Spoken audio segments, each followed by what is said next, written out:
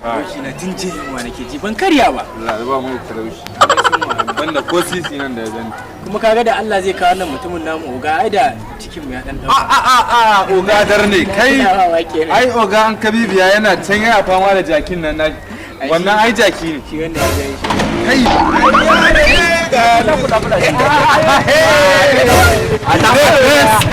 Oga. Ne fesin ji dan Daudu. Sannu da zuwa oga. Taho. Kai.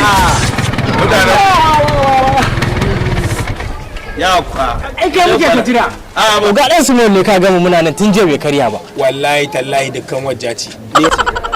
Ba abin da na ci shi yasa baba ko masallaci ya shiga bai ya tabu ajiye butatan masallaci na je na dauke babar.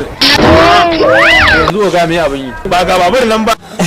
Na san me da man da yake cin mashin din za. Kai mahaukaci ne ba za ka taba wayewa ba. Uban waye zai dauki min babur ya wani siyar. To yanzu oga ga shawara ga mafita. Me zai hana wannan baburin? Mu fita da shi gari ko haya ne mu ba da shi.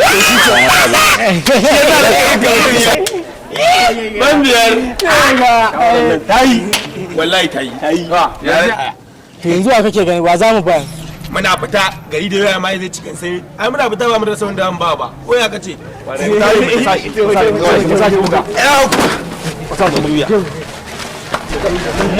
Kuma turin mutuwa na gaya muku. Ba ne kuna tura mashin ku kusan guda hudu. Ai oga ne ce mu tura shi. Idan ofe ne babur din nan a bana in je in jago sai in. Shi ne wallahi. Abin da muka kai ne ba shi ne kawai. Kan kai ba ni shi. Zo ka.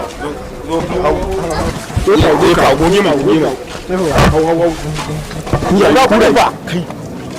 Kai ba ka da hankali irin wa'annan idan ba ku yi ciniki ba suka ji suka sai kai masa tsada.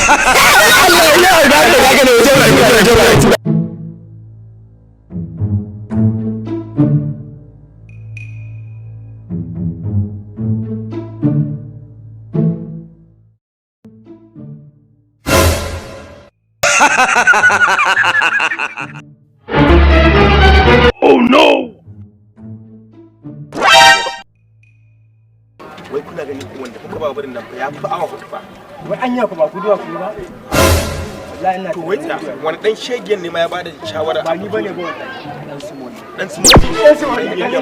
Wata kilma bakin su ɗeri mu je mu samu dan hege.